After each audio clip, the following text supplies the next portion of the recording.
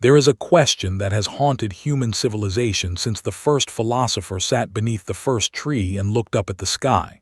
What is happiness, and how do we find it? Kings have asked it from their thrones. Prisoners have whispered it in their cells. Children have stumbled upon it accidentally in the middle of an ordinary Tuesday afternoon. Philosophers have argued about it, scientists have measured it, and poets have chased it down the corridors of love and loss. And yet, for all the centuries of effort, happiness remains one of the most elusive, most debated, and most deeply personal experiences known to human beings. This essay gathers what we know, what science has confirmed, what ancient wisdom has preserved, and what lived experience teaches, into a coherent understanding of happiness and how it can be cultivated. Not the temporary pleasure of a good meal or a warm day, but the deeper, more sustaining form of happiness that philosophers call eudaimonia, a life that is genuinely, richly, meaningfully good.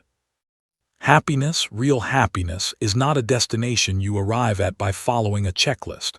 It is more like a garden, requiring the right seeds, consistent tending, patience through drought, and a willingness to work with the nature of things rather than against them. With the right understanding and the right effort, almost anyone can grow it. Part 1. What happiness is and what it is not. Defining the indefinable. Before we can understand the secrets behind happiness, we must grapple with what it actually means. The word is dangerously slippery. We use happy to describe an astonishing range of experiences: the joy of reuniting with an old friend, the satisfaction of finishing a difficult project, the contentment of sitting quietly by a window on a rainy afternoon, and the deep, abiding sense that one's life is going well and is worth living. These are not all the same thing. Psychologists distinguish between hedonic happiness, the experience of pleasure and the absence of pain, and eudaimonic happiness, which comes from living well, acting in accordance with one's values, fulfilling one's potential, and contributing to something larger than oneself. Hedonic happiness is real and valuable, but it is transient. Pleasures fade. What produces lasting well-being is something deeper, a sense of meaning, engagement, and genuine connection. Martin Seligman's PERMA model identifies 5 elements of well-being: positive emotions, engagement, relationships, meaning, and accomplishment. Each contributes something distinct to a flourishing life. The crucial insight is this: happiness is not one thing. It is a constellation of experiences, orientations, habits, and conditions that together produce a life that feels worth living. The myths we must abandon. Modern culture has constructed powerful myths about happiness that lead millions of people to search in the wrong places. The first and most pervasive is that happiness is a destination. "I'll be happy when" is one of the most spoken phrases in the internal monologue of modern humanity. Psychologist Tal Ben-Shahar calls this the arrival fallacy. We imagine that achieving a goal will produce lasting happiness, but when we arrive, we feel a brief flush of satisfaction, and then our baseline returns. Goals matter, but locating happiness exclusively in their achievement means missing the landscape of the journey, where most of life is actually lived. The second myth is that happiness means feeling good all the time. Grief, frustration, anxiety, and anger are not signs that something has gone wrong with your happiness. They are signs that you are human. The pursuit of constant positivity, what researchers call toxic positivity, makes people less resilient, not more. Real happiness includes the full range of human emotions, held within a larger container of meaning and equanimity. The third myth is that happiness is mostly about external circumstances. Research by Sonia Lyubomirsky suggests that life circumstances account for only about 10% of happiness variation between individuals. About 50% is determined by a genetic baseline we tend to return to after positive and negative events alike. The remaining 40% is influenced by intentional activities and mental habits, the things we can actually change. That 40% is where the real opportunity lies. Part 2. The Science of Happiness. What the brain tells us. The brain is shaped by millions of years of evolution to have the potential for happiness, and that potential is powerfully influenced by our habits and choices. Several neurochemicals are central to what we experience as well-being. Dopamine drives motivation, curiosity, and the satisfaction of accomplishment. Serotonin is associated with calm, belonging, and confidence. Oxytocin, the bonding chemical, is released during touch, trust, and acts of kindness. Endorphins are the brain's natural painkillers, surging during exercise and laughter. GABA promotes calm and relaxation. Chronic stress depletes it. What is remarkable is how powerfully these chemicals respond to behavior and lifestyle. Exercise boosts dopamine, serotonin, and endorphins simultaneously. Meditation increases GABA. Social connection releases oxytocin. Gratitude practice modulates dopamine pathways. Happiness is not a matter of luck or genetics alone. It is substantially a product of how we live.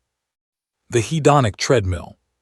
Human beings are extraordinarily good at adapting to their circumstances, both positive and negative. A raise, a new car, a bigger house, these produce only a temporary boost in happiness, after which we return to our baseline. This is hedonic adaptation, sometimes called the hedonic treadmill. A classic 1978 study found that lottery winners were not significantly happier than a control group, and paraplegic accident victims were not nearly as unhappy as predicted.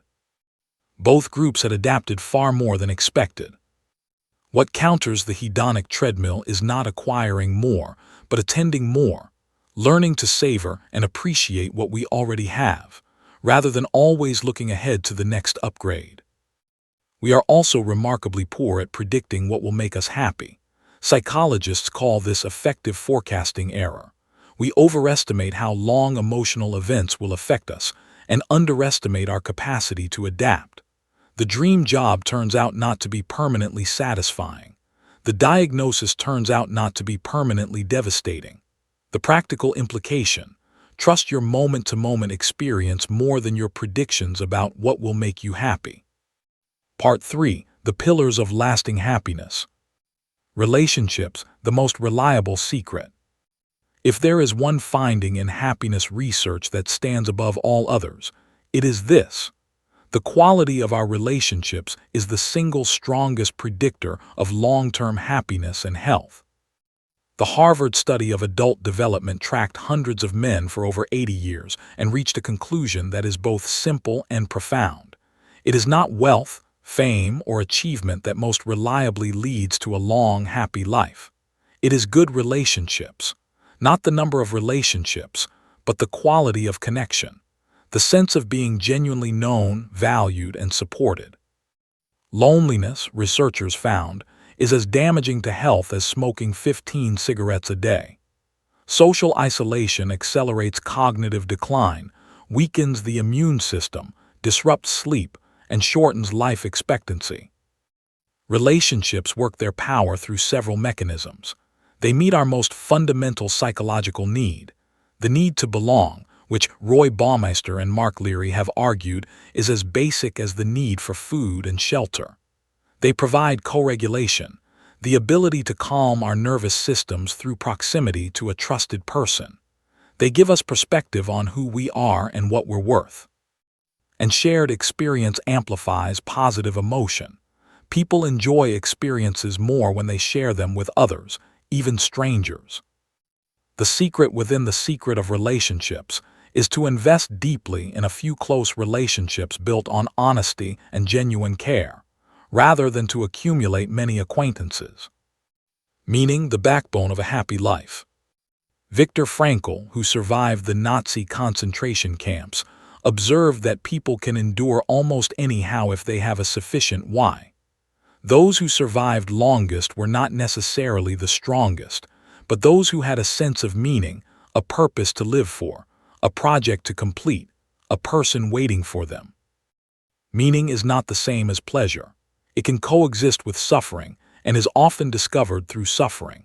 Psychologist Michael Steger identifies two components of meaning: comprehension, the sense that your life makes sense and has a coherent story and purpose; the sense that your life is directed toward something worthwhile. People with high levels of meaning are not only happier but healthier, with stronger immune systems, faster recovery from illness, and greater resilience in adversity. Meaning is found through contribution and service, through living in alignment with one's values, through transcendent experiences that connect us to something larger than ourselves, and through the stories we construct about our own lives. People who report high meaning tend to tell what psychologist Dan McAdams calls redemption narratives, stories in which difficulty is eventually transformed into growth and wisdom. Flow and engagement, the secret of being fully alive. In the early 1970s, Mihaly Csikszentmihalyi studied chess masters, surgeons, rock climbers, and artists who described a peculiar state of consciousness in certain activities, losing track of time, feeling completely absorbed, experiencing effortless effort, feeling most fully alive. He named this state flow. Flow occurs when the challenge level of an activity is well matched to our skill level. Too easy and we are bored. Too difficult and we are anxious. In the sweet spot, self-consciousness dissolves, time distorts, and we experience a pleasure qualitatively different from ordinary enjoyment. To cultivate happiness, actively seek activities that produce flow. Structure work, leisure, and creative pursuits to create more deeply engaging experiences. Passive entertainment, scrolling social media, binge-watching television, rarely produces flow. Research suggests people often feel worse after extended passive entertainment than after active engagement. We are built for skilled engagement, not passive consumption. Gratitude, the transformative practice. Of all the interventions tested by positive psychologists, gratitude practices have produced some of the most consistent results. Robert Emmons and Michael McCullough found that participants who wrote weekly about things they were grateful for reported more optimism, felt better about their lives, exercised more, and were more likely to support others emotionally. Gratitude works because it counters the negativity bias, the brain's evolutionary tendency to process negative stimuli more thoroughly than positive ones. In the modern world, this means we systematically undercount the good things in our lives. Gratitude practice is a deliberate effort to rebalance this asymmetry. Writing down 3 things you are grateful for each day, over time, actually rewires the neural pathways associated with positive emotional processing. Gratitude also creates a sense of connection, the awareness that we have received gifts from others and from life, and it is incompatible with the most destructive emotional states. It is very difficult to feel genuinely grateful and simultaneously resentful, envious, or despairing. Physical well-being, the foundation. It is impossible to discuss happiness honestly without addressing the body. Mind and body are a single integrated system. Exercise is perhaps the most potent well-being intervention available. A Duke University study found it as effective as antidepressants in treating major depression, and those who exercised were significantly less likely to relapse. Exercise releases dopamine, serotonin, endorphins, and BDNF, sometimes called Miracle-Gro for the brain, which promotes the growth of new neurons and protects against cognitive decline. 30 minutes of moderate exercise, 3 to 5 times a week, is the minimum effective dose. Even a 10-minute walk produces measurable mood improvement. Sleep is chronically undervalued.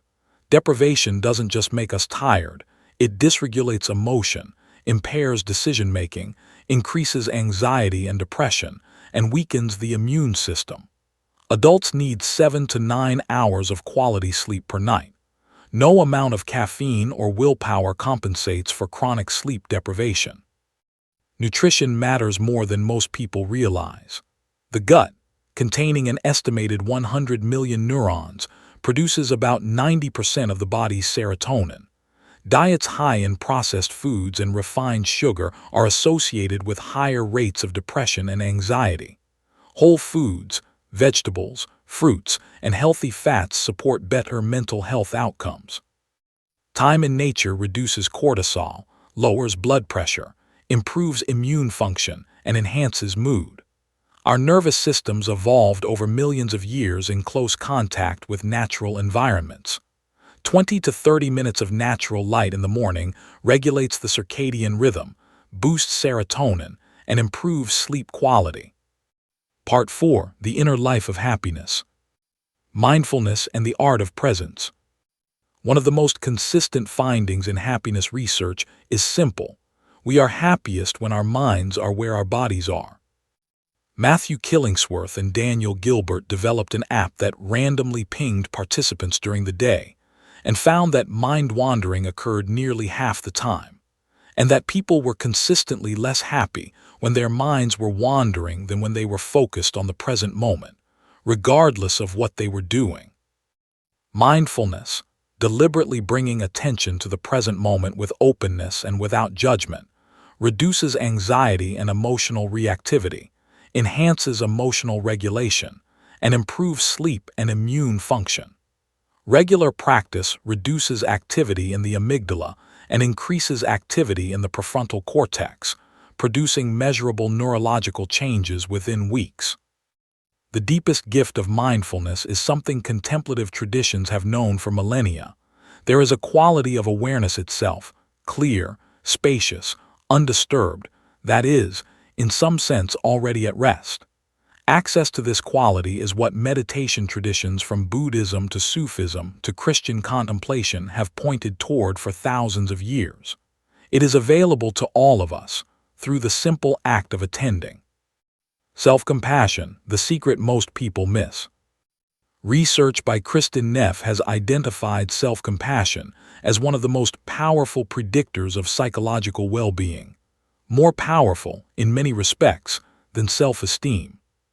Self-compassion has three components: self-kindness, treating yourself as you would treat a good friend; common humanity, recognizing that suffering and imperfection are part of shared human experience, not signs of personal inadequacy; and mindfulness, holding painful feelings in balanced awareness without suppressing or over-identifying with them. Most people believe that self-criticism will motivate them to do better. Research suggests the opposite. Self-criticism activates the brain's threat system, generating anxiety, shame, and depression. Self-compassion activates the care system, reducing cortisol and broadening cognitive perspective. Critically, self-compassionate people are more likely to take responsibility for mistakes, because failure is not catastrophic, and more likely to try again after setbacks, because their worth is not on the line. Acceptance, the paradox at the heart of happiness. One of the most counterintuitive secrets of happiness is acceptance. Not passive resignation, but a genuine willingness to acknowledge reality as it is, including the difficult and unwanted parts, rather than spending energy fighting what cannot be changed. Carl Rogers observed that it is only when we accept ourselves as we are that we become capable of changing. The philosopher Alan Watts made a similar point. Much of human suffering comes not from pain itself, but from our resistance to it. Pain is inevitable. Suffering is largely the result of adding "this should not be happening" on top of pain. When we stop fighting what is, the suffering component diminishes, even if the pain itself remains. Acceptance does not mean abandoning the desire for a better future. It means holding that desire lightly, without contracting into a state of constant resistance. It is the difference between swimming with a current and struggling against it. Purpose, the courage to live it. Purpose is meaning in action. It is not just a sense that life has been meaningful in retrospect, but a sense that one is moving towards something, contributing, building, becoming, right now. Purpose provides direction, motivation, and resilience. It makes hard work feel worthwhile and difficulty feel navigable. Purpose is more often developed than discovered through engagement, experimentation, and sustained commitment to activities and causes that matter to us. Useful questions. What would you do if money were not a concern? What problems in the world feel most intolerable to you? What makes you lose track of time? What do those who know you best say you are uniquely good at? Living with genuine purpose often means making countercultural choices, prioritizing meaning over income, contribution over status, growth over comfort. The happiness research is consistent. The pain of these choices is real, but so is the reward. People who live in alignment with their sense of purpose report higher well-being, even when their lives are materially less comfortable. Part 5. Happiness in the social world. Generosity and kindness. One of the most delightful findings in happiness research is the relationship between giving and well-being. Spending money on others produces more happiness than spending it on oneself. Performing acts of kindness boosts the mood of the giver as much as the recipient. Volunteering is strongly associated with higher life satisfaction, better health, and longer life. Sonia Lyubomirsky found that participants who performed 5 acts of kindness in a single day showed significant boosts in well-being lasting for days. Elizabeth Dunn found that people who spent even small amounts on others were significantly happier than those who spent the same amount on themselves. The key is autonomous generosity, giving from a place of genuine care and choice, not obligation or fear. Generosity chosen freely, aligned with one's values, and directed toward people or causes one genuinely cares about produces happiness. Coerced or resentment-driven generosity does not. Forgiveness, putting down the weight. Few things rob us of happiness more thoroughly than carrying old grievances. Resentment and bitterness are extraordinarily costly to those who harbor them. Chronically elevated cortisol, increased cardiovascular risk, greater rates of depression and anxiety, and a persistent re-experiencing of the original injury. Forgiveness is widely misunderstood. It is not condoning what was done, or reconciling with the person who hurt you, or even something about the other person at all. Forgiveness is a gift you give yourself, the decision to release yourself from the emotional prison of ongoing resentment.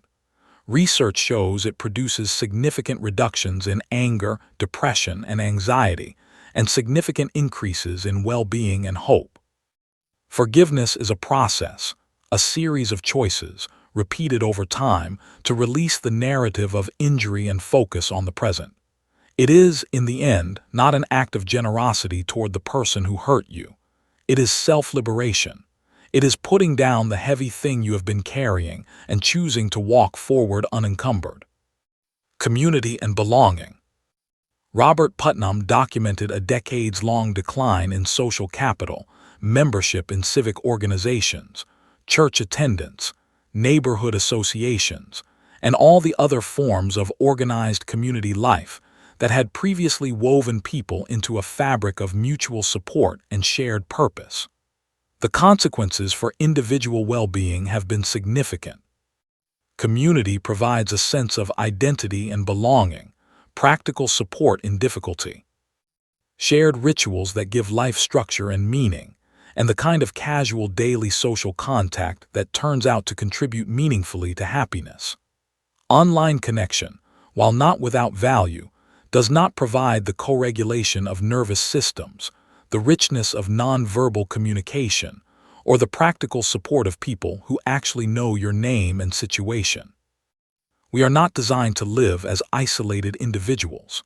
We are designed to be embedded in webs of mutual knowledge, care, and commitment, and our well-being flourishes when we allow ourselves to be so embedded. Part 6. Habits, Resilience, and the Long View. The role of habits. Much of our emotional life is driven not by deliberate choices but by automatic habits, patterns of thought, behavior, and emotional response established over time. Charles Duhigg's work identifies the neurological loop of habit: cue, routine, reward.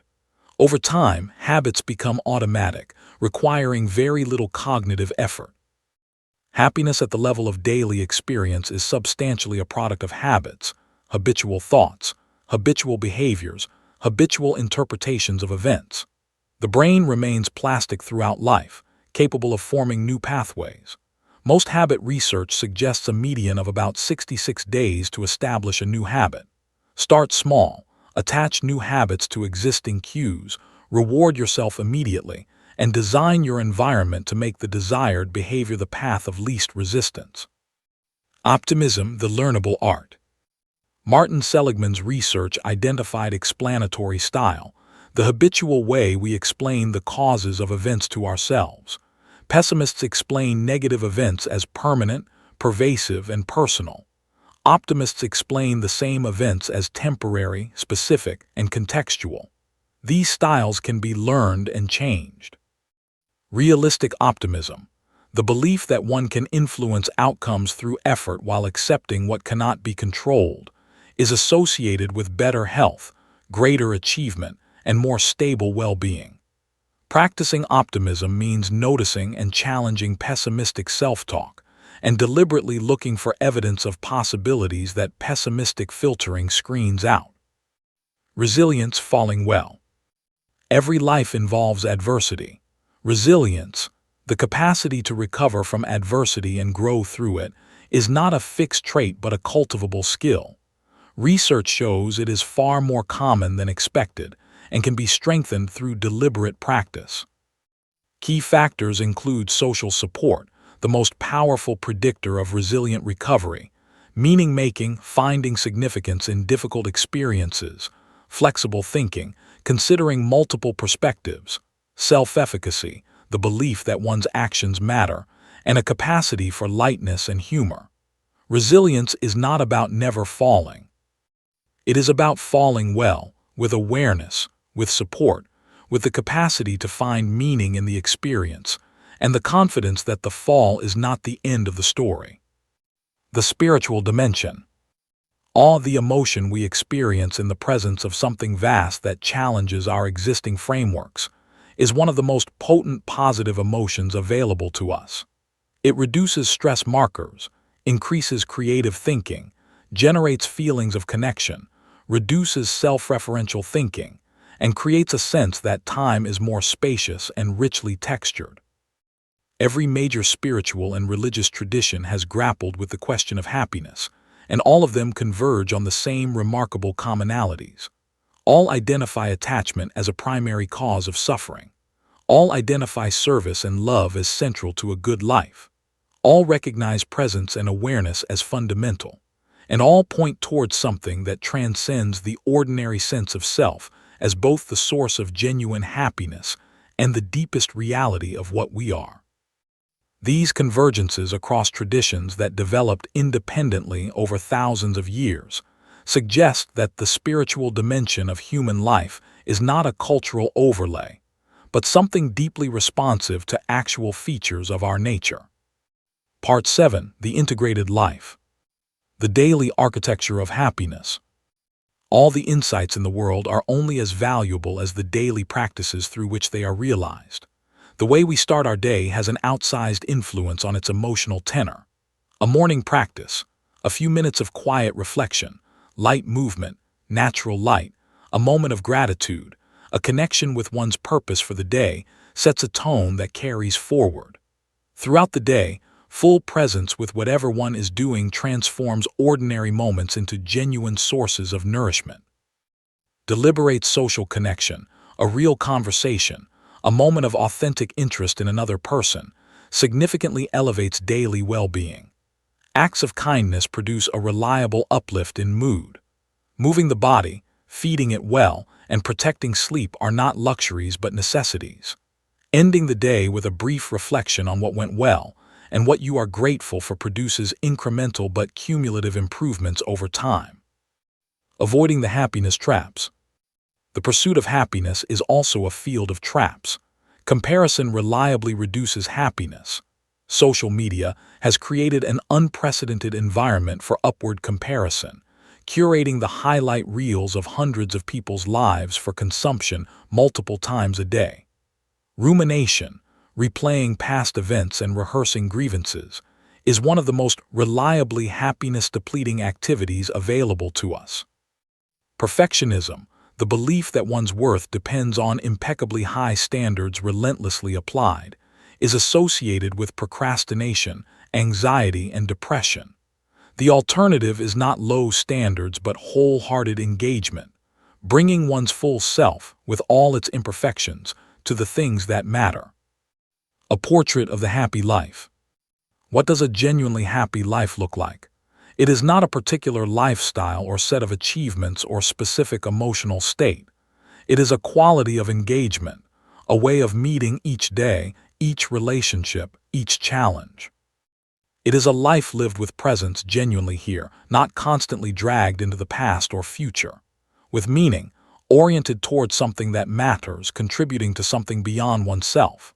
With connection, embedded in relationships of genuine care. With acceptance, willing to be with what is, without constant resistance, while working creatively to change what can be changed. With gratitude, attentive to the gifts embedded in ordinary experience. With growth, perpetually curious, perpetually stretching toward what is possible. With integrity, in alignment with one's deepest values, honest in one's dealings with others and oneself.